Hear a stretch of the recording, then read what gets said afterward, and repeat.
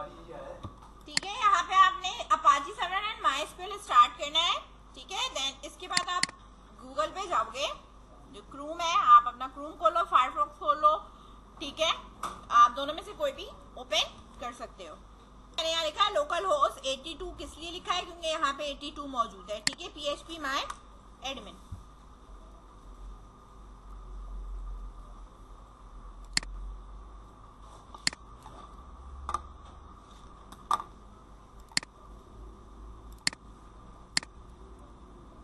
यहाँ मेरे पास SQL आ रहा है। ठीक है, तो मैं यहाँ SQL पे आई और यहाँ पे ये रहा, सही है, ये मेरे पास क्यूरी खुल चुकी है। यहाँ पे लास्ट क्लास में हमने एक डेटाबेस वगैरह मैंने बनवाया था। ठीक है, यहाँ पर मैंने क्रिएट करना है टेबल, तो मैं डेटाबेस, तो मैंने यहाँ लिखा क्रिएट डेटाबेस। ठीक है, डेटाबेस का आपने कोई भी नाम रख दिया, मैंने लिख दिया ABC स्कूल या एम्प्लॉय या ABC सॉफ्टवेयर हाउस, कुछ भी आप यहाँ पे लिख सकते हो। ठीक है, लेट्स सपोज मैंने लिख दिया क्रिएट डेटाबेस एपटेक के नाम से, मुझे यहाँ पे क्या कर दो, डेटाबेस क्रिएट कर दो। जो भी मैंने यहाँ पे क्रिएट करना है, इसको मैंने यहाँ गो करा, मेरे पास डेटाबेस क्रिएट हो चुका है, यहाँ पे एपटेक के नाम से आ गया। इसको मैंने यहाँ से सिलेक्ट करा, सिलेक्ट करने के बाद मेरे पास यहाँ पर आ गया कि no table found in database, में कोई टेबल नहीं क्योंकि मैंने क्रिएट भी नहीं किया है। ठीक है, इधर मैं आई, इसको सेलेक्ट करा और यहाँ पे मैं SQL पे आ गई, तो यहाँ पे मेरे पास ऑटोमेटिकली लिखा हुआ आएगा कि आपके पास डेटाबेस कौन सा यूज हुआ हुआ है, एपटेक। ठीक है, अब यहाँ पे आने के बाद मैंने क्रिएट टेबल करना है, तो मैं यहाँ लिखूंगी क्रिएट टेबल। ठीक है, और टेबल का नाम है, लेट्स सपोज मैंने लिखा कि मुझे जो चाहिए वो एम्प्लॉय टेबल चाहिए। ठीक है, राउंड ब्रैकेट आपने इस तरीके से लगाना है और इसके बाद इसको एंटर करना है और यहाँ लिखना है। सबसे पहले आप यहाँ पे नाम लिखोगे, किस चीज के, कॉलम के नाम, एम्प्लॉय आईडी इंटीजर होगी। ठीक है, प्राइमरी की है मेरे पास, प्राइमरी की का मतलब है कि ये कॉलम मेरे पास यूनिक है और इससे मैं रिकॉर्ड इंसर्ट, अपडेट, डिलीट या सिलेक्ट करने के लिए इसका इस्तेमाल कर सकती हूँ, और ये मेरे पास एक की है। ठीक है, और इसको मैं अगर करती हूँ ऑटो इंक्रीमेंट, तो इसका मतलब है कि मुझे ये एंटर करने की जरूरत नहीं है, टेबल ऑटोमेटिकली इस कॉलम को खुद मैनेज करेगा। ठीक है, एम्प्लॉय नेम है varchar, इसका मतलब है कि ये अल्फा न्यूमेरिक हो सकता है। नॉट नल का मतलब है कि जब रिकॉर्ड इंसर्ट होगा तो ये एम्प्टी नहीं रहेगा कॉलम। ठीक है, इसी तरह एम्प्लॉय का मैंने यहाँ लिखा है ईमेल। ठीक है, ये भी मेरे पास varchar 50 है और ये मेरे पास यूनिक होगा, यानी कोई भी एम्प्लॉय का ईमेल एड्रेस आपस में मैच नहीं करना चाहिए, डिफरेंट होना चाहिए। सही है, अगर वैलिड होगा तो कभी भी मैच नहीं करेगा। सही है, एम्प्लॉय का सेल नंबर, ये भी मेरे पास varchar है और ये भी आपके पास क्या होगा, यूनिक होगा। प्राइमरी की टेबल में एक लग सकता है, यूनिक आप मल्टीपल लगा सकते हैं। बात समझ रहे हैं? इसके बाद एम्प्लॉय जेंडर क्या है, varchar लेंथ इसकी 10 रखी है मैंने। ठीक है, जेंडर में हमारे पास मेल या फीमेल के लिए M और F का इस्तेमाल कर सकते हैं, पूरा लिखने की जरूरत नहीं है। ठीक है, अंडरस्टूड है कि अगर M लिखा है तो मेल है और F लिखा है तो फीमेल है। ठीक है, तो यहाँ पर मैंने इसलिए इसको लिख दिया कि भाई एक एक करेक्टर है तो 10 भी इसकी लेंथ बहुत है। अगर आप पूरा भी लिख दो तो कोई मसला नहीं है, वो भी इस 10 करेक्टर के अंदर आ जाएगा। ठीक है, फिर एम्प्लॉय की मैंने कहा मुझे क्या चाहिए, डेट ऑफ बर्थ, तो मैं यहाँ DOB लिख रही हूँ। इसकी टाइप मेरे पास क्या रहेगी, डेट रहेगी। ठीक है, एम्प्लॉय का अगर आप यहाँ पे ले रहे हो CNIC नंबर, ठीक है, तो वो मेरे पास varchar है क्योंकि बीच में डैश वगैरह हम लेते हैं इसलिए, तो मैं इसको यहाँ पे लेंथ रख रही हूँ 100। इसी तरह मैंने यहाँ पे लिया है एम्प्लॉय का एड्रेस, शॉर्ट करके लिखा है मैंने varchar इसको भी मैंने यहाँ लिख दिया है 100, ठीक है। इसके अलावा कोई बेसिक अगर आपको लगती है कि ये होनी चाहिए इंफॉर्मेशन, ठीक है। देखो एम्प्लॉय की डेजिग्नेशन क्या है, वो किस डिपार्टमेंट में है, वो बिल्कुल ही अलग है, ठीक है। वो बिल्कुल अलग टेबल का काम है, क्योंकि ये चीजें हमारे पास सिर्फ पर्सनल इंफॉर्मेशन है, यानी ये डाटा हमारे पास खुद एंटर हो सकता है, हमने किसी के ऊपर देख के जो है वो इसको एंटर नहीं करना, ठीक है। तो यहाँ पर अगर आप देखो आईडी हो गई, एम्प्लॉय का नेम हो गया, email, cell number, gender, date of birth, CNIC, address, ठीक है। और अगर आप लेना चाहते हो तो रिलीजन भी ले सकते हो, ठीक है।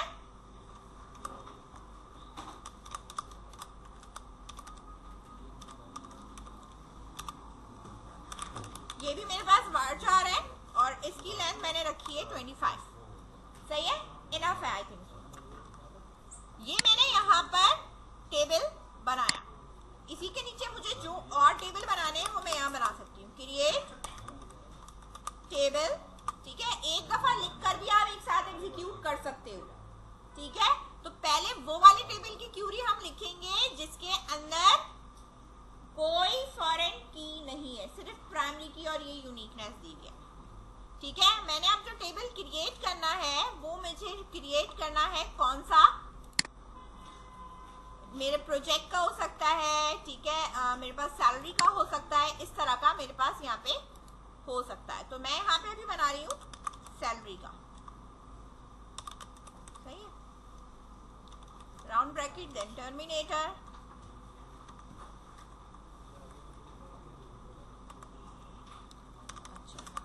मैं यहाँ लिख रही हूँ सैलरी ग्रेड, ठीक है।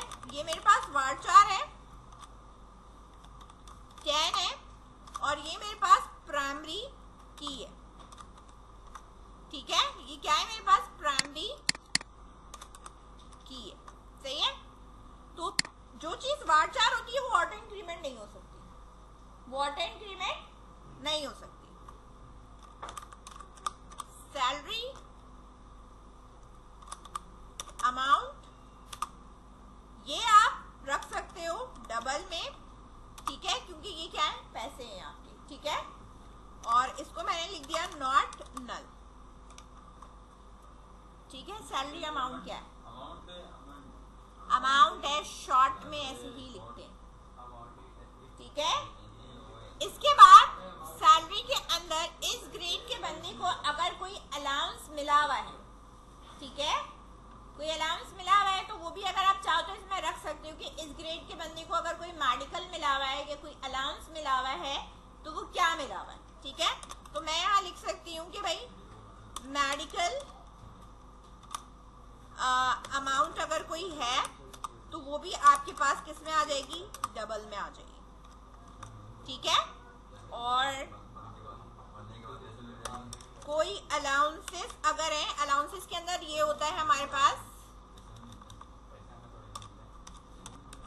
अलाउंस के अंदर, ठीक है, पूरा ही स्पेलिंग लिख दो वरना इनको मसला हो जाएगा। अलाउंसेस के अंदर हमारे पास होते ये हैं, ठीक है, कि अगर आपके पास बिजली का बिल है या फिर कोई इलेक्ट्रिसिटी बिल है या रेंट है, ये सारी चीजें आती हैं अलाउंसेस के अंदर, ठीक है। या आपको पेट्रोल के पैसे मिल रहे हैं, जो भी मिल रहे हैं वो एक लमसम है, ठीक है। मैं फर्दर इसको सेपरेट करके नहीं लिख रही कि भाई बिल के कितने मिल रहे हैं, हाउस के कितने मिल रहे हैं और उसके कितने मिल रहे हैं, जो भी मिल रहे हैं वो लमसम यहाँ पे, ये मैंने सैलरी की टेबल के अंदर यहाँ पे ऐड कर दिया, ठीक है। सिर्फ सैलरी अमाउंट नॉट नल रह सकती है, बाकी सारे नल रह सकते हैं, जरूरी नहीं हर एक को ये मिले, ठीक है। इसके बाद आ जाओ मेरे पास फर्दर, अब दूसरा टेबल मेरे पास कौन सा है, क्रिएट टेबल प्रोजेक्ट टेबल, ठीक है। ये मेरे पास हो गया सैलरी टेबल और ये मेरे पास क्या है, प्रोजेक्ट टेबल, ठीक है।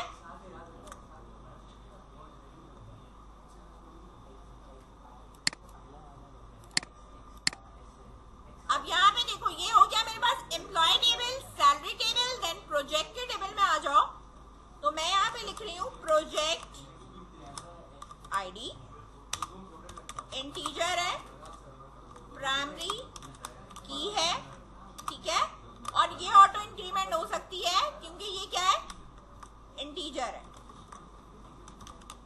प्रोजेक्ट नेम varchar, प्रोजेक्ट का नाम कोई भी आपके पास हो सकता है, इसलिए मैंने यहाँ लिखा है 50, नॉट नल, ठीक है।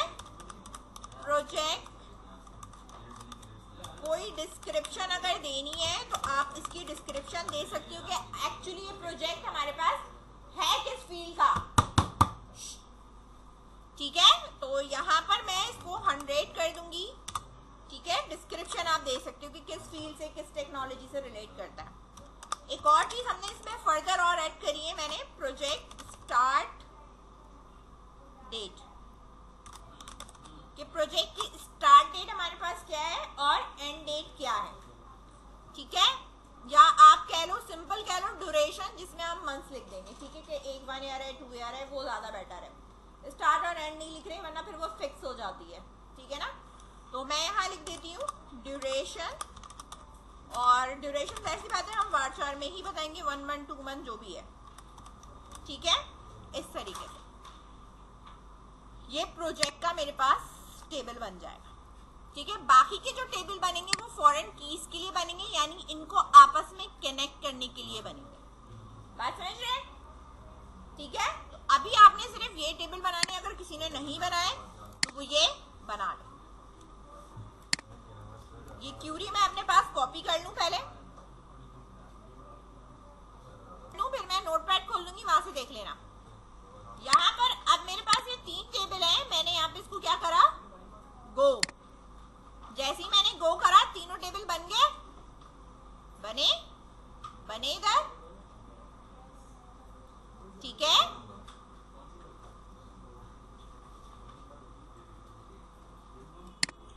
यार कोड यहाँ पे इधर भी नजर आ रहा होगा तुम्हें, एक एक लाइन में आ रहा है नजर, इसे कर लो। मैंने क्रिएट टेबल कर लिए, मेरे पास तीनों टेबल क्रिएट हो चुके हैं। मैं यहाँ पे एसक्यूएल ले रही हूँ, जो मेरे पास दोबारा से न्यू एसक्यूएल है, मैंने क्यूरी लिखनी है।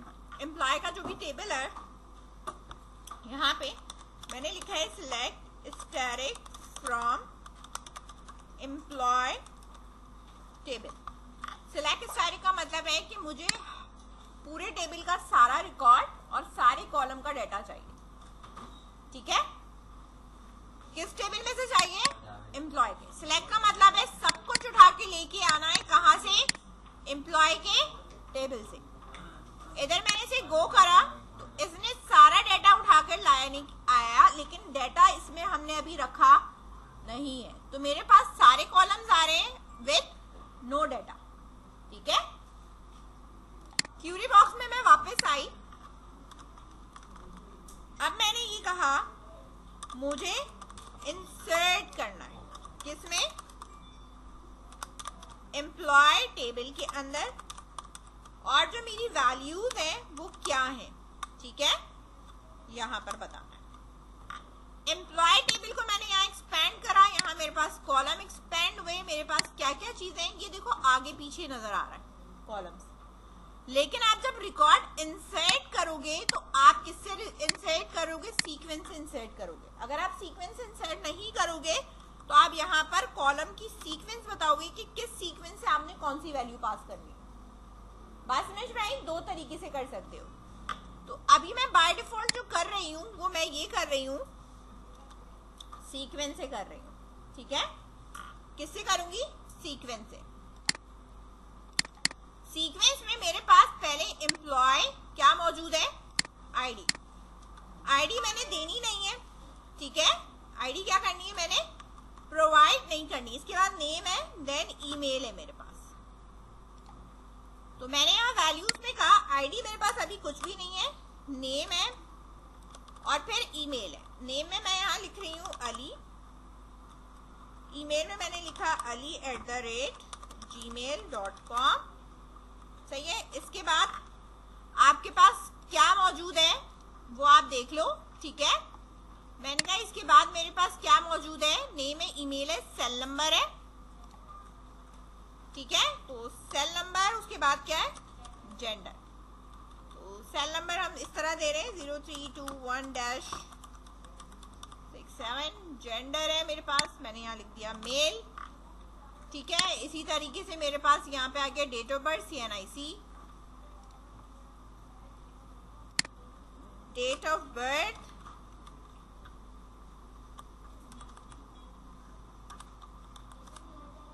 हाँ ठीक है। और हमारे पास क्या हो गया, date of birth, CNIC, address और रिलीजन। 42101 डैश,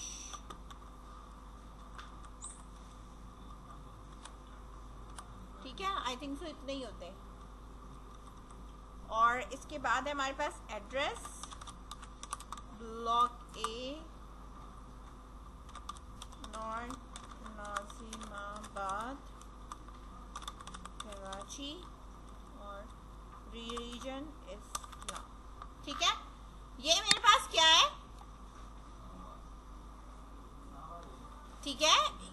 अब जो सिलेक्ट की कमांड है वो मैंने नीचे पेस्ट कर दी। क्या कर दिया है, नीचे पेस्ट कर दिए कि पहले रिकॉर्ड इंसर्ट करो, फिर उठाकर मुझे लाकर दिखाओ रिकॉर्ड के इंसर्ट हुआ है या नहीं हुआ।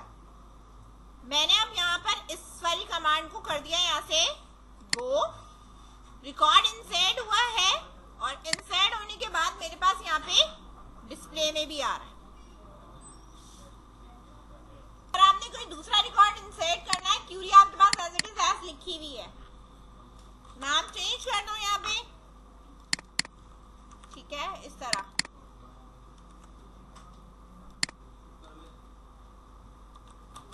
नंबर चेंज कर दो,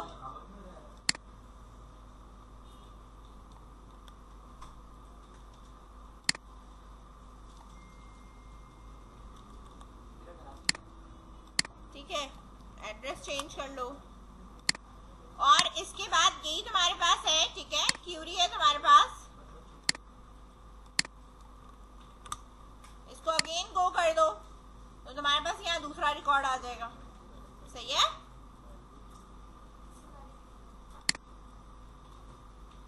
शुरू में जब आप सबसे पहले आप लिखोगे ना, तो ऊपर आपके पास ये होगा क्रिएट डेटाबेस, जो कि मैंने रखा था एप्टेक, ये मैं पहले हटा चुकी थी लिखकर, ठीक है, यूज एप्टेक ऐसे करके। और इसके बाद मेरे पास नीचे जो है वो इंसर्ट की क्यूरी लगी हुई थी, सही है, इस तरह। बात समझ में आ रही है।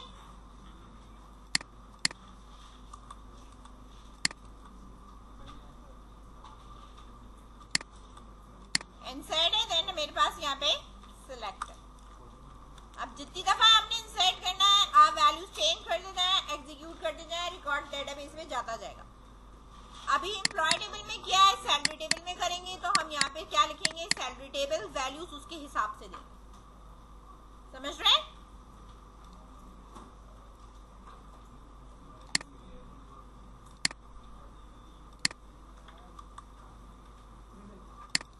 ये हो चुका है।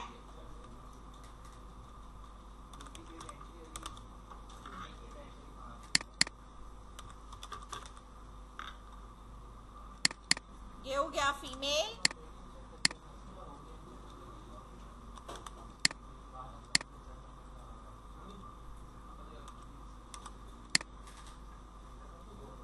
ठीक है, इस तरह करके ये हो गया।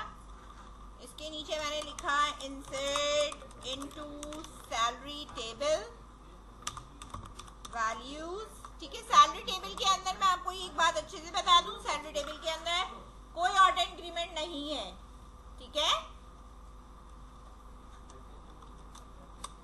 ग्रेड है, ग्रेड मैंने कहा ए है, और इसकी जो सैलरी अमाउंट है वो मैंने यहाँ पे कहा है कि मेरे पास कितनी है, लेट्स सपोज 55,000, ठीक है। इन कॉमा हमारे पास और क्या चीज गिवन है,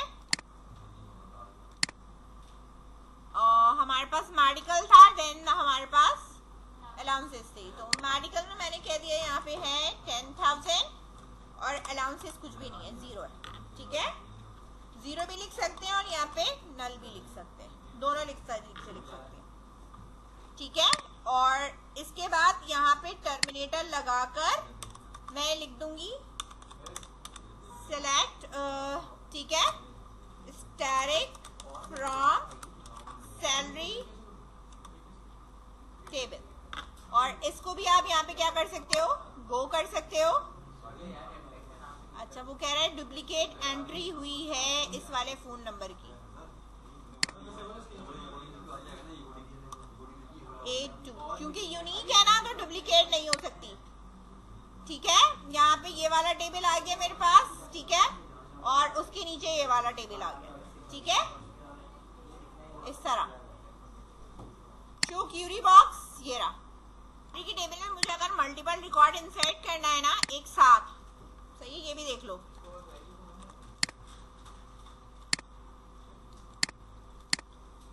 अब मेरे पास रिकॉर्ड हो चुका है यहाँ पे बी। ठीक है, इसको मैंने कर दिया है 50 और इसको मैंने कर दिया है 8। ठीक है, अभी और है तो कॉमा लगाऊंगी, ब्रैकेट्स लगाऊंगी और इसमें एंटर करती जाऊंगी। सही है, तो मैंने यहाँ पे लिख दिया C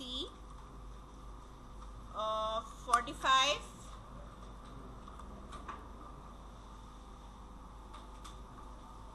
कितने ज्यादा तो नहीं हो गए, नहीं, सही है। ठीक है, और अलाउंस यहाँ पे मेरे पास नल है।